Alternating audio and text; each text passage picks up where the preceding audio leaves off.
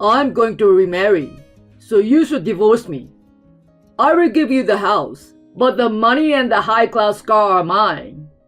I'm sure my not-so-handsome husband is on the other end of the phone with a smug look on his face. I don't blame him for not knowing how good a deal it would be for me. Well, even if it wasn't on those terms, I'm confident that I'd be ahead of him. Let me tell you how scary that payback can be. My name is Ellie. I'm 40 years old, and I recently bought a new pillow because the old one wasn't comfortable. It still isn't as comfy as I'd like, even if I put a towel under it. So I guess I will have to buy another one. Now, I live a stress-free life, where the only thing I have to worry about is my pillow. I used to have a headache over my stressful life until just a few years ago. At that time, I was worried about my husband's infidelity. He's been going out way too many times. Could it be cheating? I had no proof that he was cheating on me, just that he was coming home late and going out more often on his days off. There are some traits that men who cheat on their wives have in common, but he does not seem to have his phone on hand during the daytime, nor does he seem to be calling someone. Maybe I'm overthinking it, but I've heard of women who have made that mistake and I couldn't let it go. I asked my husband a few times, "You don't have another woman, do you?" I tried to say that in a teasing way. No way. It's not like I'm handsome or anything. He just laughed it off. His reply was not particularly strange, but rather natural. But you know, something is bugging me. I don't have enough experience in love to be able to say that this is what you call a woman's intuition, so I'm not sure. But one day, when I was thinking like that, I got a call that my mother-in-law, who lived nearby, had collapsed.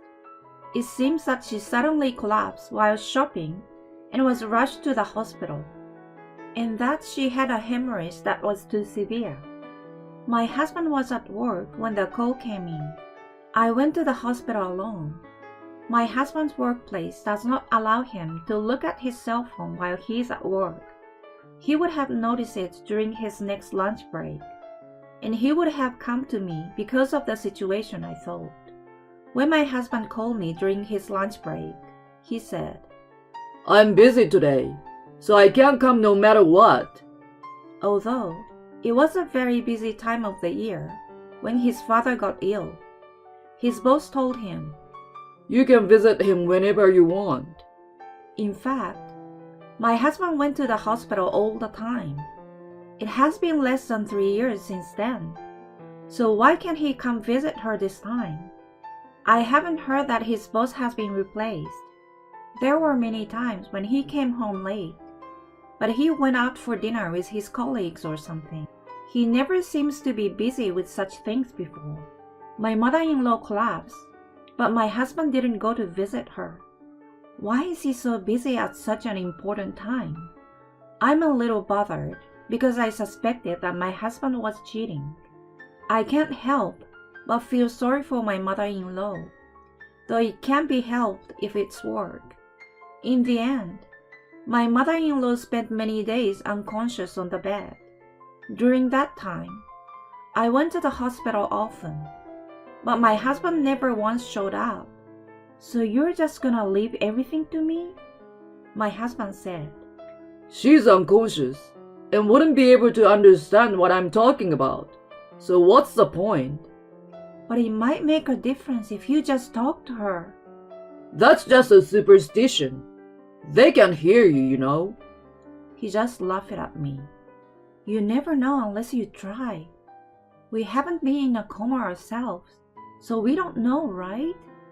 If it bothers you so much, why don't you try to talk to her? My husband was always making excuses to have dinner with his boss or to relax on his days off. I never felt any of his concern for my mother-in-law. Just before my father-in-law passed away, even though he was unconscious, Charles took time out of his work schedule to visit him. It is a mystery to me why there is such a difference in his attitude toward my mother-in-law compared to that toward my father-in-law, even though he never seems to dislike her. My mother-in-law has been very good to me, and there is no reason for her son to dislike her. Now that we have been married for a long time, I knew something was different. It was a rainy day. I had just left the supermarket after visiting my mother-in-law in the hospital. It was raining hard, and my vision was limited by the umbrella. But I saw my husband and a stranger entering an apartment building under a shared umbrella. I caught a glimpse of them, and I think they were arm in arm.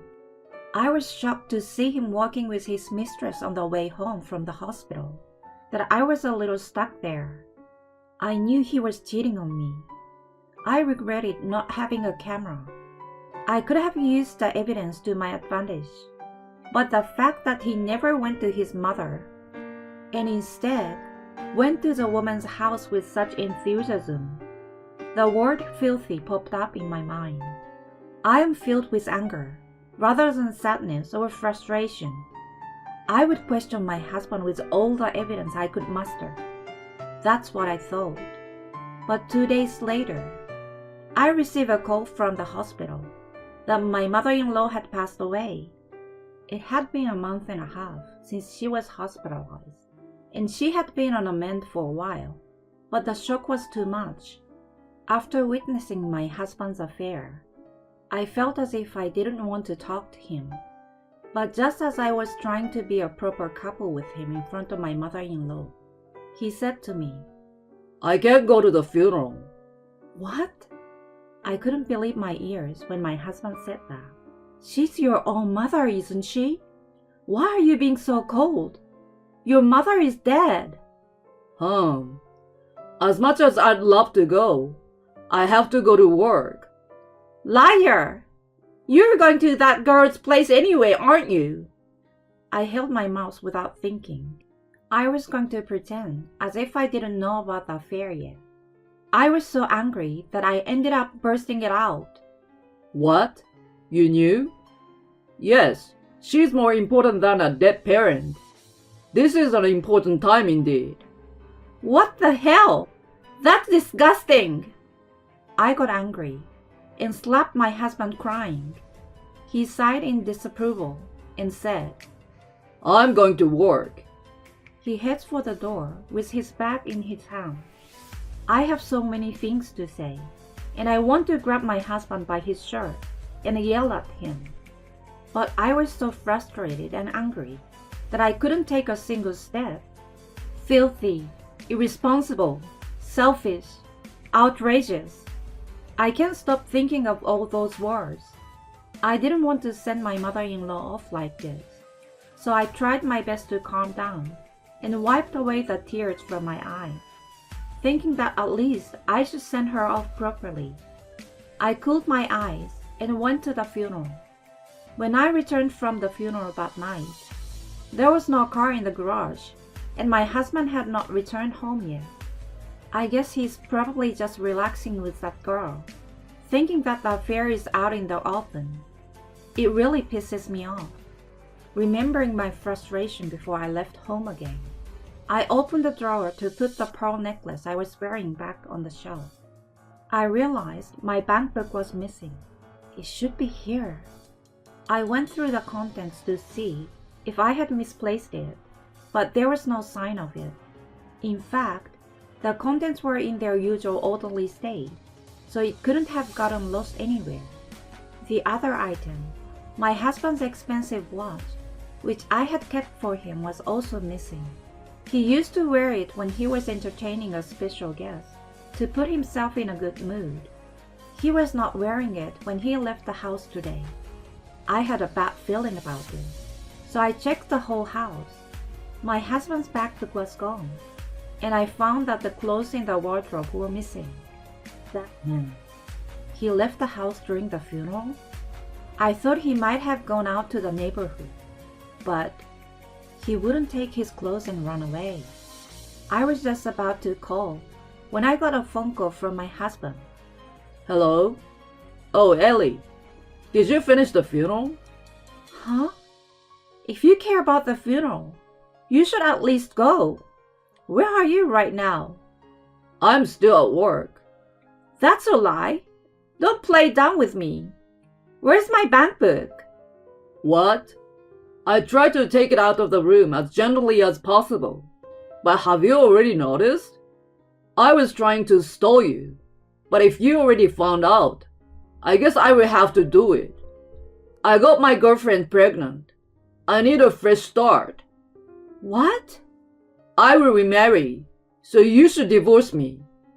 I will give you the house, but the money and the expensive car are mine. I left you the papers and everything. You should be grateful. Ha ha ha. Oh, I got a great deal. Ha ha ha. Huh? To be honest, my husband's declaration was too much of a lucky deal for me. What do you mean, huh? That's my line. Are you sure you want to do it under those conditions? What do you mean you got a great deal? You got a little something stashed away in that shabby house? Might be close. What do you mean? I didn't tell you this because I was going to say no. But our neighbor actually wants to buy our land. What? Why? It's a shabby house, and not in the best of neighborhoods. Their neighbor wants her son and his wife to come back with their kids and build a house on our land. There are kindergartens and elementary schools nearby. Well, but the land is so cheap. No wonder how much it will be sold to the neighbor for. My husband snickered. Don't you know? The value of the land around here is going up. They are planning to build a large commercial and tourist place nearby, so it will be more convenient. There's a rumor there's going to be a train station. The neighbor's son is planning to move here in anticipation. He said he will pay more than the market price for the land if we sell it to him. That's twice what we paid for. My husband was stunned by what I said. The price of the land alone is more than the money in my bank book and the car.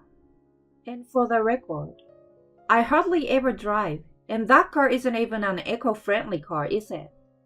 You call it a luxury car, but an old-school Mercedes. I don't need it because it's expensive to maintain. The time has come for eco-friendly cars. Yes, our car was certainly a well-known luxury car when we bought it. But after more than 15 years, the car is a shabby condition, and it costs a lot of money to maintain it. My husband may feel brand recognition because it was a luxury car that he was able to buy. As for me, it is just a piece of iron left behind by the times. There was no reason for me to want it. Well, if you are happy with it, fine. Divorce me anyway. I will give you a divorce if you and your partner give me alimony. But if not, I will never divorce you. Huh? You have money for the land. She's got nothing to do with this. This is our problem, right? What are you talking about? This is a problem that you and your affair partner had caused. Of course she is involved. It's all about money, isn't it? Don't try to cover it up. And if you love your partner, why don't you just pay the alimony generously? Or is your relationship with your partner also about money? Ha ha ha. Don't mess around with me. Oh, I'm scared. I'm not messing around, but I guess you don't have the stomach for it. I feel sorry for the other woman's child. She's stuck with a man who got her pregnant and then abandoned his responsibility when his wife asked for alimony. I will pay it. I'm not that kind of man. First of all, I've got your bank book right here. And worst of all, you can't just take them. My husband snickers. I will give a big fat expose to this guy. It's hard being someone who does everything manually. What? What's with you all of a sudden? Banks these days have apps that let you transfer money. I will have the money in my account during this call. Don't you know that? I've moved on to online banking. I'm glad I let the call go on so long. It was a big success. What? You don't have the app or the PIN number. So you're gonna have to go to the bank every time you want to look it up. Tough luck. The struggles of the digitally challenged. My husband is speechless while I laugh. I guess he was more shocked than I expected. Shame. Now if you want a divorce, you will have to pay me alimony.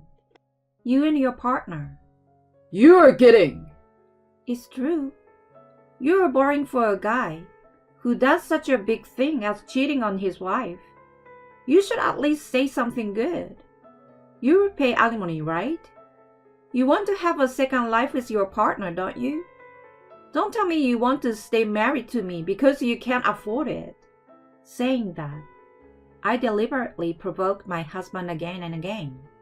If I don't divorce him, his baby would learn that his father was a scumbag. If he doesn't get a divorce, his mistress will have to support the child by herself. He will end up with no money, poor thing. I won't pay it. It was so funny that my husband was sobbing in the middle of the conversation, that I was more excited now than I had planned to be, and I couldn't help but provoke him. In the end, my husband realized that it would be the hell for him to stay married to me, and he chose to pay me alimony and live with his partner. I deliberately provoked him to think so. So it was all planned, because I don't think I would ever live with such a man again.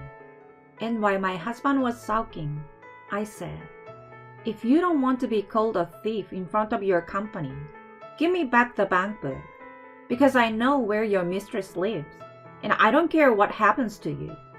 I threatened him, and he said in a quiet voice, Yes, I'm sorry. I couldn't understand him because he was crying. I guess he was afraid of my provocation.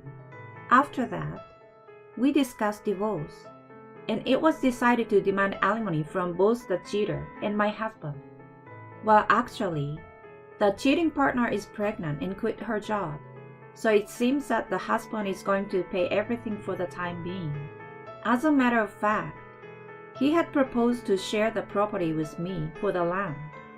But I cited his criminal record of stealing my bank book and said to him, "Who are you to talk like that?"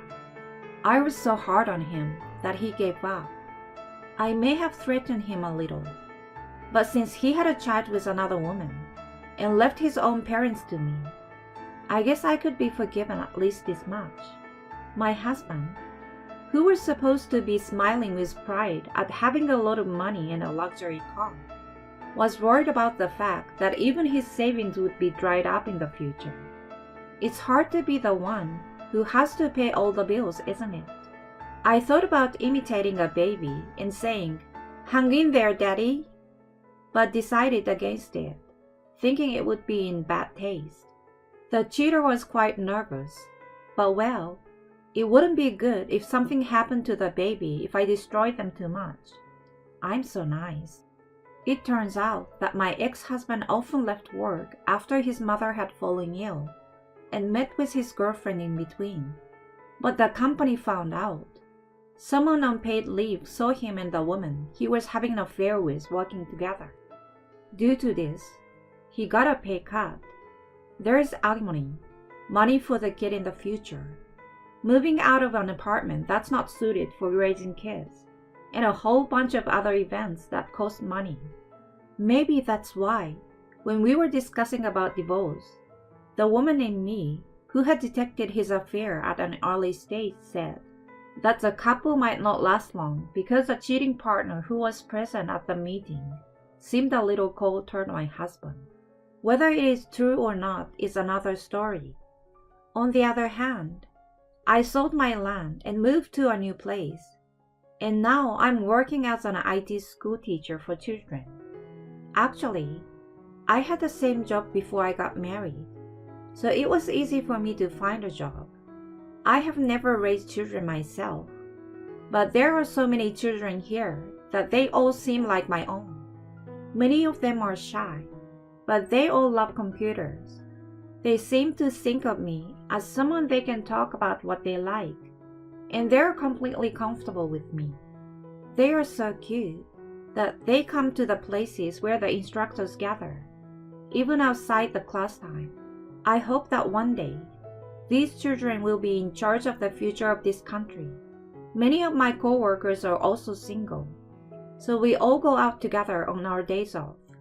Being alone is not so bad when you have something to enjoy. I used to prepare dinner at a certain time, vacuum the house, and call it a day.